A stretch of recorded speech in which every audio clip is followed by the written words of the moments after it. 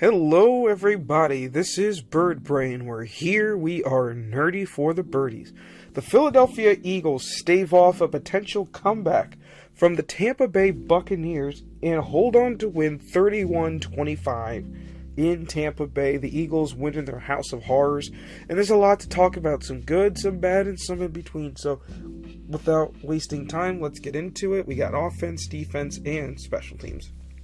Starting off with the offense, and really starting off with the positive end of things, the first half offense looked really, really good, and a lot of what was happening was the ball was coming out quick. Jalen Hurts made really good decisions in the first half. He spread the ball around, everyone got touches. It looked really, really good, and I was really impressed by the play calling, the creativity of the play calling, some of the red zone touchdown passes created by Hurts. I mean, some stuff sometimes can just be easy. It shouldn't be difficult. Get a couple of these quick tosses. I mean, the Chiefs have been doing stuff like that all the time, So it's time that we do some of those things. And it's nice to see Goddard get active in the red zone.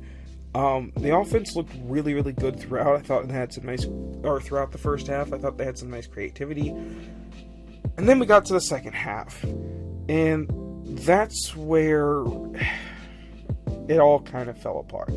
The offense kind of fell back into its old ways. It just kind of felt like playing not to lose. And I had an epiphany thinking about this game. And it really has to do with the offense's identity. Last year, the Eagles, they wanted to be the smash-mouth football team where they just run it down your throat and they could throw behind it and use that as like an opportunity where, like, when they do throw, it's like very precise times and whatnot. Looking at the offense this year, I think it needs to be built around Jalen Hurts. And that sounds weird because, like, when people's like, isn't it already? And I don't think so. They're running the ball and they're just not getting great blocks up front. They're not getting a lot of things going. And when you have such stud receivers and tight ends in the passing game, when you actually allow it to work, is working. I honestly kind of am of the opinion that I think you just let Jalen be Jalen. I thought in the first half especially Jalen was a surge. In the second half he wasn't. And I think it's because the offense kind of got out of what it does best. And then it became force the ball to AJ mode. And it's like, you've got this quarterback that has become a very good decision maker that for the most part has not put the ball in harm's way. And you kind of look at it and you think, you know what? Maybe we just let him control things. Let him do it. Let him dictate what the offense needs. The execution has got to be better, though, offensively. And look, if I'm going to praise Kevin Patullo for the play calling, then I can't say everything in the second half is his fault. Right? I think the execution's poor. This has not been a very good run team. Top to bottom, right? The offensive line hasn't blocked well. I think Saquon has missed lanes here and there. Even pass protection, some of the blitz pickups, the things there, it hasn't been perfect. And I think some of that is just execution. I don't think Landon's fully healthy. Lane's clearly not fully healthy because it's the second week in a row he's not been able to finish a game. And it feels like when Lane comes out of the game, everything falls apart. I mean, the offense in the second half barely did anything. Your quarterback was 0 for 8. You barely got any yardage. It wasn't really all that successful outside of the drive where you had the short field. That's it. And that's frustrating, especially after last week, to not be able to build on this big lead you have, and, Tampa comes crawling back into the game.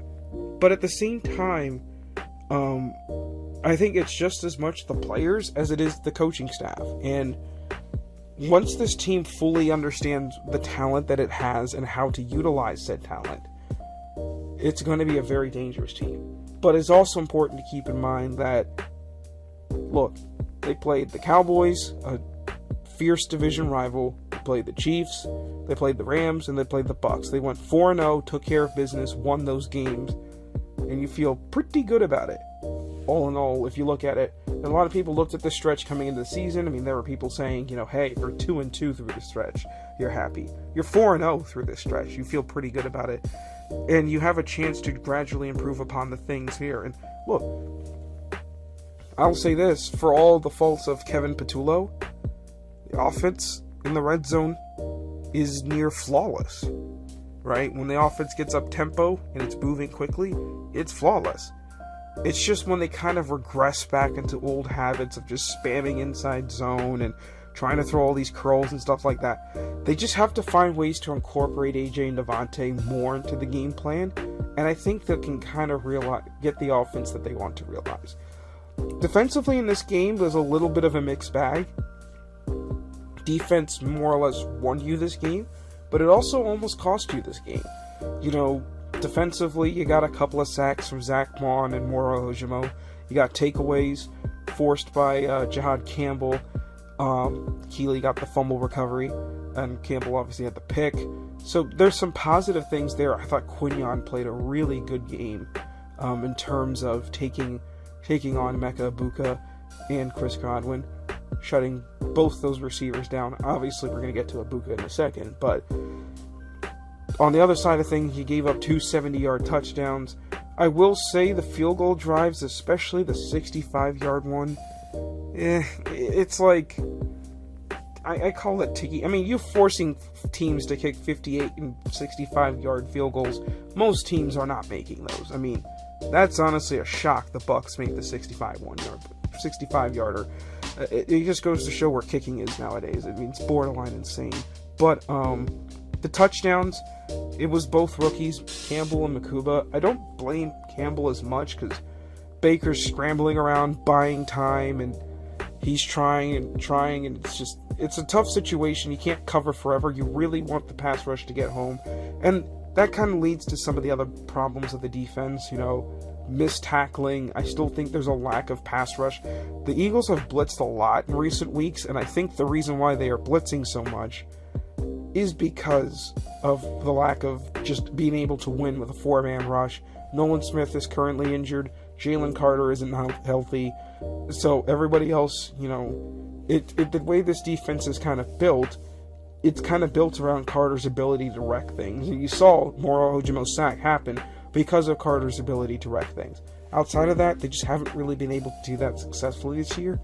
That's why they've had so few sacks, and that's why it's just been kind of an uphill battle. They also have to get better at tackling, and I think they need to be a little more disciplined. Too many taunting penalties in this game, too much crap happening in this game. I feel like we too easily let teams goad us into things, and it's like you gotta just sometimes walk away, right? Swallow your pride and get away, because the 15 yards are killing you, especially when the other team is taking them an advantage to move the ball downfield. So you just gotta find ways just to deal with it and move on. But the defense, you know, it's been a mixed bag all season. There's been positive, there's been negative, but it's been able to bend, not break for most of the season, and you trust Vic Fangio to take care of things.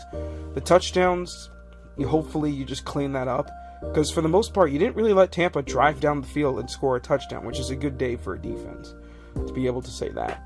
Moving on to special teams, obviously the blocked punt is great, being able to see that. I don't remember if I mentioned it on the post-game ponder last week, but Cameron Latu got close to blocking a couple kicks last year in terms of punting, and it finally happened this week where he gets one and sets the tone in this game, and the Eagles are up big early because of it.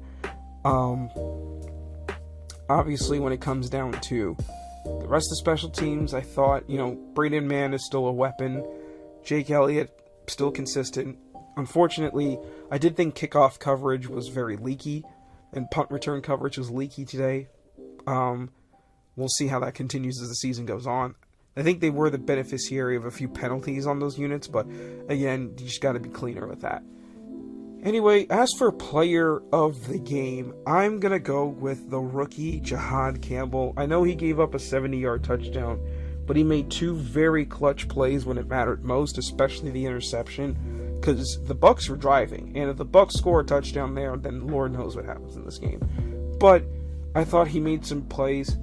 The rookies will get better from that. Makuba's touchdown was just bad coverage by Makuba, but we will see. Anyways, next week we have the Broncos, and I will be at that game, so I don't know how soon I'll do a post-game ponder. Anyways, this has been Bird Brain. Hope you guys enjoyed being nerdy today. Fly Eagles fly. See you around.